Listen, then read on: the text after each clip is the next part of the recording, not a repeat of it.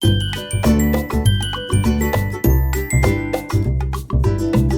girlfriends, welcome back to Girlfriends in Grace. Today feels tender and special because I'm sitting with someone whose story carries both heartbreak and hope. My girl Cherry. Hey girl, how are you feeling today? Good. Yeah. Happy. It's another beautiful day. So Cherry, when you think back to the time when you first became a single mom, what did that season feel like for you in your body and in your spirit? Like how old were you? I was 18. I was 18 years old when I became a single mom, and it was like the biggest, most scariest moment like of my life, you know? Yeah. And like no one ever wants that for themselves, and life is life and it happens. And I did what I had to do for my daughter at the time, and I just like pushed myself even though I was scared. I didn't know what to do. I thought I wasn't gonna make it by myself, but I had my ups and downs and stuff. Yeah. But I pushed myself. I was working all the time, and I got a job. Yeah, I got a job. I was working all the time, and then I got my own apartment. Well, I got another car. I had a car, and then I got another one. Oh, awesome. That's great. Mm-hmm. And what were the quiet fears that you didn't tell anyone?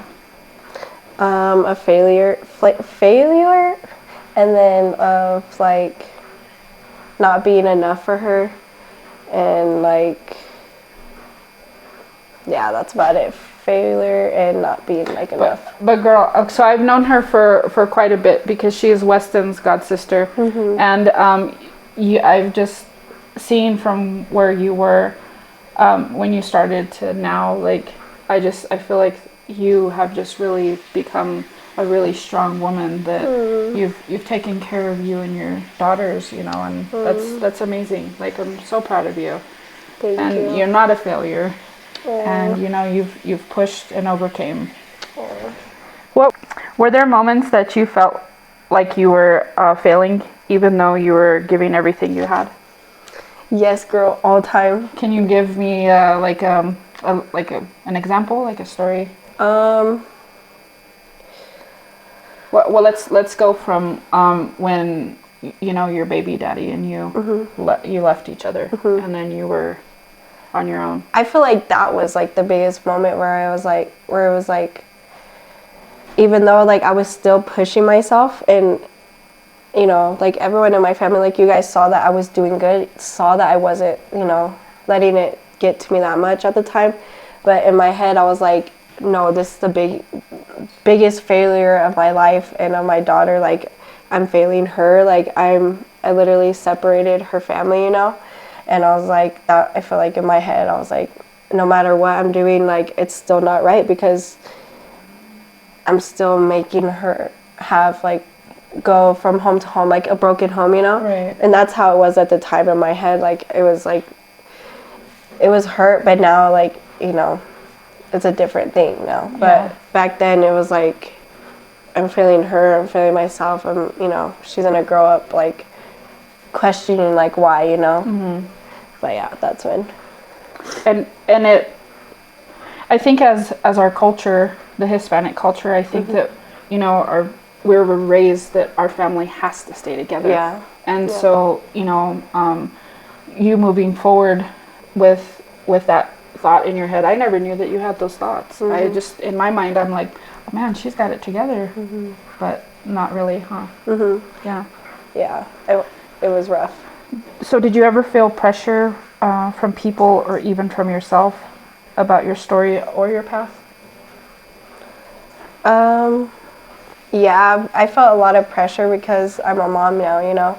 I feel like I have to do, you know, good. I have to because I'm a mother. So I feel pressure from, you know, the world, from myself. And in my head, I always have to make sure, like, I'm always doing this for, you know, like Marlene and, you know, for my kids.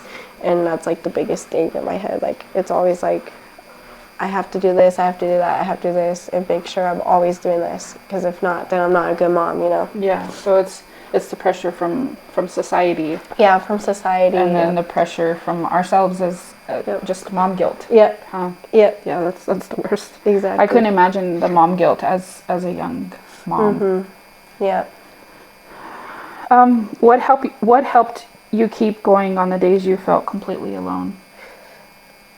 God. Yeah. Yeah, God, like I would pray, and like there was nights like I don't know, I was just like so depressed, and like there was days like I didn't want to be more, and obviously I would never do that, you know, I would never like do anything to myself, but it was just the hardest time in my life. I feel like I was failing everyone, my daughter, even now my daughters and myself, like, and I would just pray, and I would hope, and I would have faith, you know, and I have been going to church, like going to church as well. That's what helped me to like really give me hope and keep going and pushing was God. Like he really did it's a blessing, like my life and like everything that he's done for me, and like keeping me strong, and you know, giving me the strength to be a mom, you know, and to do all these things. So That's awesome. That's awesome. Can you tell us about a moment, even a small one, where you felt God whisper hope back into your heart during that single mom chapter? probably when I got my apartment, because I was like, I can't do that on my own. Yeah. Like I literally can't, but I like pushed myself, and like without God I wouldn't have been able to do it. And like I just wanted something better for myself, because I was living in a very small town in Concho and my grandparents, and it was rough, so I really pushed myself and prayed about it. I really prayed about it, and God like really showed me like, okay, Cherish, like, you know, here's this opportunity for you to take care of it, you know. So that's a moment where, you know, I really felt God like whisper in my ear, like, this is hope for you to keep on going. This is a little something, you know, being brought into your guys' lives to give you hope to keep moving forward, you know, give you motivation, to give you something, you know, to like look forward to, you know. And can you tell them how many jobs you had? Girl, I was here working all the time. Truth. I've worked at a restaurant, I worked at a nail salon, I worked caregiving, I was doing lashes for a little bit. This was all to keep yourself afloat. Yeah. Yeah. Yep. And how did you manage to make it, you know, with your daughter and working? It was rough. If you're a mother, you know, girl. It's rough, but like my grandparents, I'm grateful for my grandparents and my cousin Jasmine and my sister, like my cousin and my sister, they really helped me out a lot when I needed like a babysitter. Yeah. I'd be like, can you please watch Marlene? And they had no problem with it, because they love her, you know, so much. They love her so much. And that's why I'm so grateful I had the opportunity to be able to go to work and not stress too much like about like a babysitter or something like that, you know. So that's a blessing in itself. that is a blessing. It's hard nowadays. A lot of women out there that they don't have that. The help, they don't have family to go to. I really feel for them. What helped keep you going on the days you felt completely alone? Honestly, just praying, having hope, and obviously, you know, Marlene and my girls, like, they keep me going. I just look at them and I know that they look up to me, and I'm a mom, you know, I'm a mom now, that's my life. And they look up to me, I'm their, you know, I'm their nurturer, you know, so I have to, that's what keeps me going. That's what I think about, like, okay, you know what, I have these girls to take care of at the time when I was alone, to take care of. I can't think about myself. It's not about myself anymore. You know, it's about another life, a beautiful life that God gave me, because I had to take care of it, because there's a lot of women out there that, you know, aren't able to have kids, and I'm blessed to have, you know, have children. So that's what really pushes me as well, you know. You're such a good mom. Like, geez, we'll do another series later, but it's if you knew her background, it was, she grew up. How old were you when your mom passed away? 12.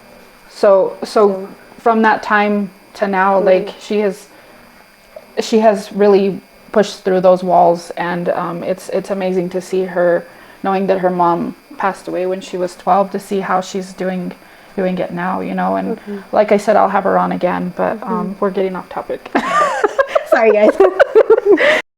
When love came back into your life, did you struggle with trusting it? Yes, I did, and also I struggled with, like, is it bad on me to, like, move on, you know? Is it bad, like, this is a big thing, you know, like, because, you know, it's bringing another person into her life and having those fears of, like, what if they don't stay, what if they leave, and just someone temporary, and having, you know, her get attached and them end up leaving. Right. But I was scared at first, but my heart it felt at ease with him, because, you know, I've known him for a long time, and he was my first love.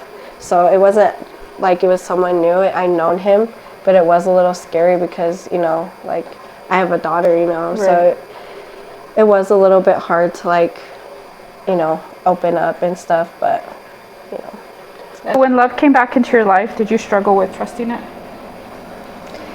Yes, there was a little bit of, you know, like those iffy feelings of going back and forth, but, you know, I trusted my heart and my feelings and your gut. Obviously, you know, to always trust your gut. My gut said go for it. So, yeah, that's about it. Okay. And what did learning to be loved again look like for you? It was a roller coaster, but it was a beautiful roller coaster. We had our ups and downs. There was times where I was questioning and wondering and stuff, but it was a beautiful chance that I took, and I'm glad I took it. And I'm glad God put him back in my life, and because he was my first love, and I've always, you know, he's always had a place in my heart.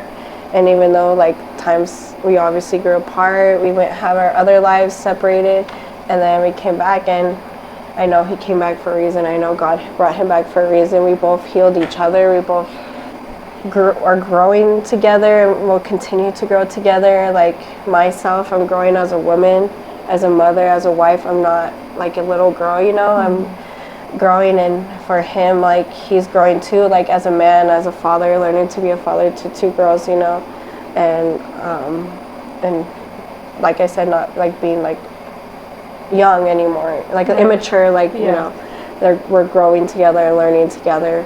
And That's amazing. That's really awesome to hear that. And how does it feel the first time you realized I'm not doing this alone anymore? Like, it was coming from you being a single mom at 18. I mean, yes, you probably had your baby daddy, but I mean, did you really? We'll get on that another. We'll get on that another series, guys. But like from feeling all of that to now, like, it was like a breath of, like, fresh air, you know, like a weight lifted, like I have someone. It was, you know, of having someone who really does that genuine, pure love, and the thoughtfulness and the caring, you know. Him having that for me was a whole nother feeling, and him loving and caring for Marlene, like, that was a whole nother feeling. So it was like a big breath of fresh air and a weight off my shoulders. Sure. That's amazing. What? I didn't even, like, I seen her in pictures, but she's just like, oh. Is this the first time that you're meeting her? Yeah. I'm gonna hold her in a minute. Of course, girl. Okay. So what has marriage healed in you that you didn't even realize was hurting? I feel like my inner child, like there is parts of me that I didn't even know, like, needed to be healed, but there was that slowly started showing itself. And marriage is a beautiful thing, like, if you really truly take care of it and want it, and if God wants that for you. And I'm so blessed that God gave me the opportunity to be, like, a wife and a mother, you know. I get to take care of my kids and, like, my husband and my house, and I love them so much. And like, there's parts from my childhood that were still, like, you know, not healed, and he's slowly like healing that. You know how when you're with your partner, sometimes they bring out those parts from like your inner child, you know, Right. and so. And you didn't even realize that it Yeah. was hurting. No, I didn't realize, Oh, wow, but it's a beautiful thing. yeah, that's cool that, you know, God brought you guys together and now you're healing together. Exactly. And what would you say to a young single mom listening right now, the one crying into her pillow at night, wondering if she'll ever be chosen, ever be seen, or ever be loved the way she deserves? Not tears come in my eyes. Know that it's gonna be okay, and that, you know, you're so loved and you're not alone, and you have so much life ahead of you. Your babies love you so much, and that God is always with you. He's there to listen to you, even though you feel like and you're alone in the moment. You're not. That God is always there listening to you, to comfort you. You just have to let him in, you know. You have to give him that chance to take care of you and love you and show you how beautiful your life is, you know. And do it for your babies. And I seen that you said it touched you when you were crying. Did you cry in the pillow? Yes, girl. I cried in the pillow under the blankets. But look at you now. I know. Yeah, look at you now. So, girlfriends, thank you for spending this time with us. If Cherry's story touched your heart today, hold on to this. You're not walking this journey alone, and your story is still unfolding in God's hands. Take a deep breath, give yourself grace, and remember that you are worthy of love, worthy of peace, worthy of life that feels gentle. So pray with us. Lord, strengthen every young single mama tonight. Hold her heart, steady her steps, and remind her she's not carrying any of this alone. Amen. Amen. I love you, and I'm praying for you. I'll meet you back on Girlfriends in Grace. And remember, grow in confidence, be blessed, and be the light. We love you guys.